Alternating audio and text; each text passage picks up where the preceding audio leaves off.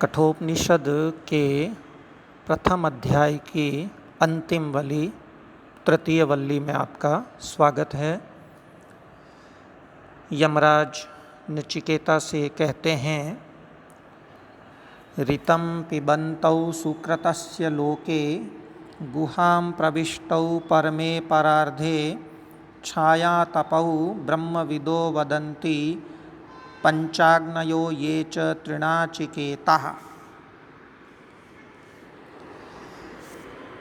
ब्रह्मविद ब्रह्म को जानने वाले वदन्ति कहते हैं, ब्रह्म को जानने वाले लोग कहते हैं। ये च पंचाग्नय, और जो पंचाग्नय हैं, गार्हपत्य, दक्षिणाग्नि, आहवनीय, सभ्य तथा आवसथ्य, इन 5 अग्नियों को साधन करने वाले हैं वे। और ये च तृणाचिकेताः, और जो नाचिकेत अग्नि को 3 बार चयन करने वाले हैं वे, यानी ये सब वदंती कहते हैं। क्या कहते हैं? ये कहते हैं कि जीव और ईश्वर, जीवात्मा और परमात्मा छाया और आतप है, छाया और धूप है। तो पुनः अर्थ स्पष्ट करते हैं। लोके, शरीर में, लोक का मतलब यहाँ शरीर है, लोके शरीर में, सुकृतस्य ऋतं, सुकृतस्य कर्म के, ऋतं फल को, पिबन्तौ पीते हुए यानी भोगते हुए। तो शरीर में अपने द्वारा किए गए कर्म फल को भोगते हुए, ध्यान रहे पिबन्तौ में पिबन, पिबन्तौ, पिबन्त द्विवचन का रूप है पिबन्तौ, और द्विवचन यह संकेत करता है कि यह जीवात्मा और परमात्मा दोनों के लिए प्रयुक्त हुआ है।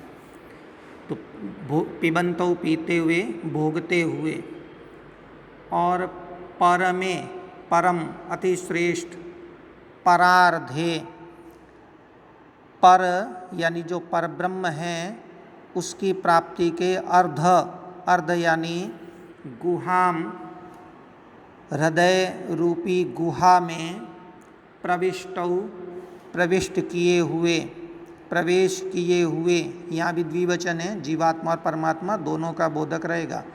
तो प्रवेश किए हुए, प्रवेश किए हुए जीव तथा ईश्वर को छाया तपौ, छाया तथा धूप की तरह वदंती कहते हैं। कौन कहते हैं? ब्रह्मविद, ब्रह्म को जानने वाले लोग छाया तथा धूप की तरह जीवात्मा और परमात्मा को वदंती कहते हैं। और ये च, और जो पंचाग्नय हैं, गार्हपत्य, दक्षिणाग्नि, आहवनीय, सभ्य तथा आवसथ्य, इन 5 अग्नियों को साधने वाले हैं।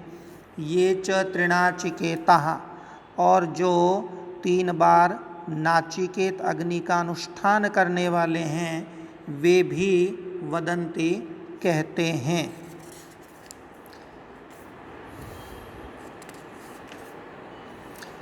यहाँ जीव और परमात्मा के संबंध में यमराज ने कहा है कि वो जीव है वो तो छाया की तरह है, और परमात्मा जो है वो आतप के समान है, धूप के समान है।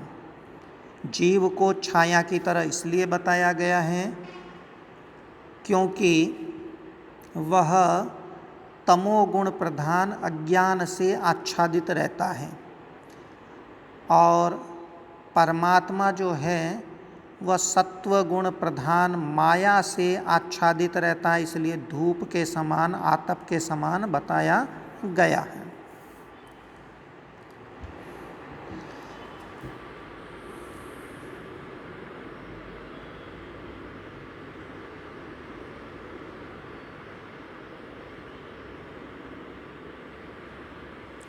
अगला मंत्र, यसेतुरिजानानामक्षरं ब्रह्म यत्परम् अभयं तितिर्षतां पारं नाचिकेतं शकेमहि। शकेमहि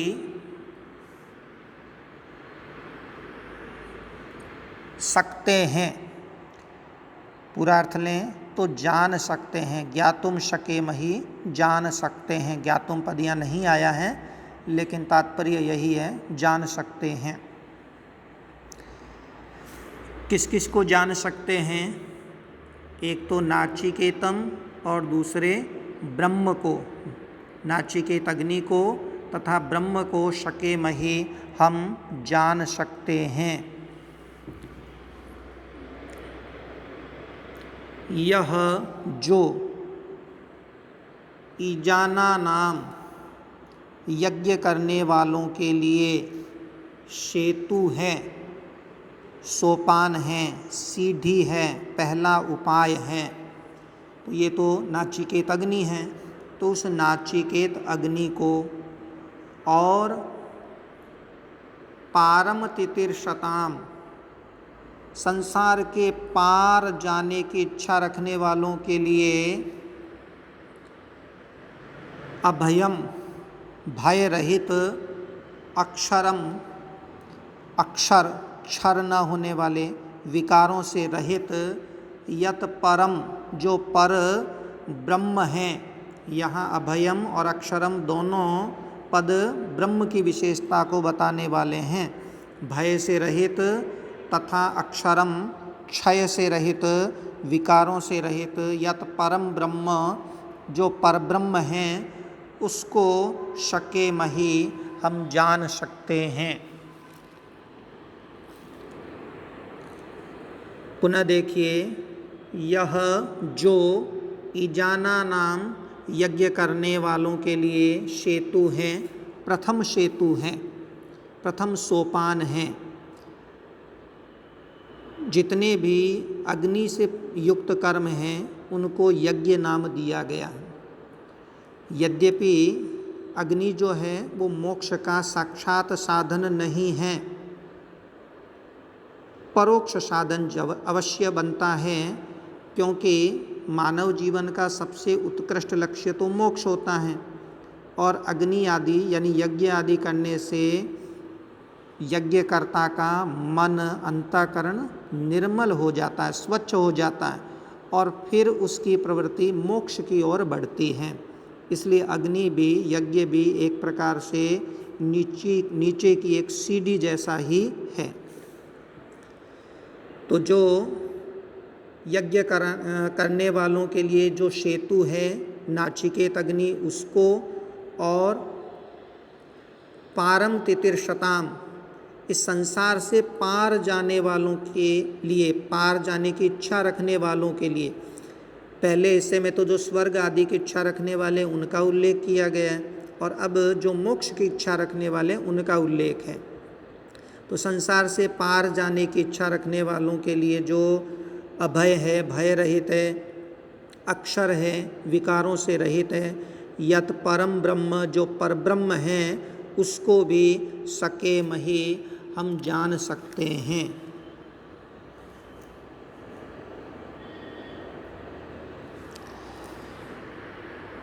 अगले कुछ मंत्रों में रूपक के द्वारा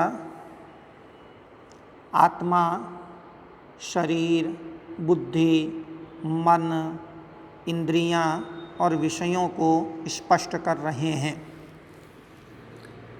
जैसे आत्मानं रथिनं विद्धि शरीरं रथमेव तु बुद्धिं तु सारथिं विद्धि मनः प्रग्रहमेव च। नचिकेता से यमराज कहते हैं कि आत्मानं रथिनं विद्धि शरीरं रथमेव तु, अपने शरीर को तो रथम एव रथ ही विद्धि मने जानो, अपने शरीर को तो तुम रथ जानो और आत्मानम आत्मा को, जीवात्मा को रथी, रथिनम रथी यानी रथ का मालिक, रथ पर बैठने वाला, विद्धि जानो समझो। बुद्धिम तो सारथिम विद्धि, फिर उस शरीर रूपी रथ को चलाने वाला कौन होगा, सारथी कौन होगा? तो कहते हैं बुद्धिम तो और बुद्धि को तो सारथिम विद्धि, सारथी जानो, रथ को चलाने वाला, संचालित करने वाला जानो। मनः प्रग्रहमेव च, और मन को जो बहुत चंचल हुआ करता है, उस चंचल मन को प्रग्रह समझो। प्रग्रह यानी लगाम समझो। और जब तक बुद्धि रूपी सारथी के हाथ में मन रूपी लगाम है, तब तक ही यह रथ शरीर नियंत्रित रहता है। और उस नियंत्रित रथ में आत्मा, जीवात्मा जो रथी है, जो बैठने वाली है, वह सुरक्षित रहती है।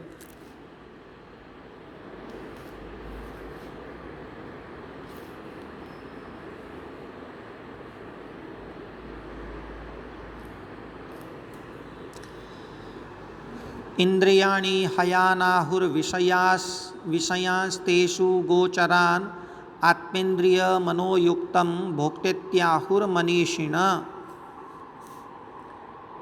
इंद्रियाणि, इंद्रियों को, जो 5 ज्ञानेंद्रियां हैं, कर्मेंद्रियां हैं हमारे शरीर की, उन इंद्रियों को तो हयान आहु, हय यानी अश्व, घोड़े, आहु मने कहते हैं। कौन कहते हैं? मनीषिण, मनीषी लोग, विद्वान लोग।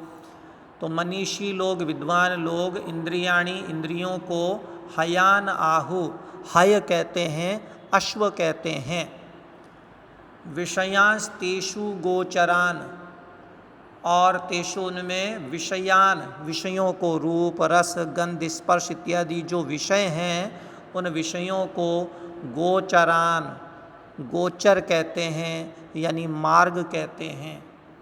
तथा आत्मेन्द्रिय मनोयुक्तम, आत्मा इंद्रिय मनोयुक्तम,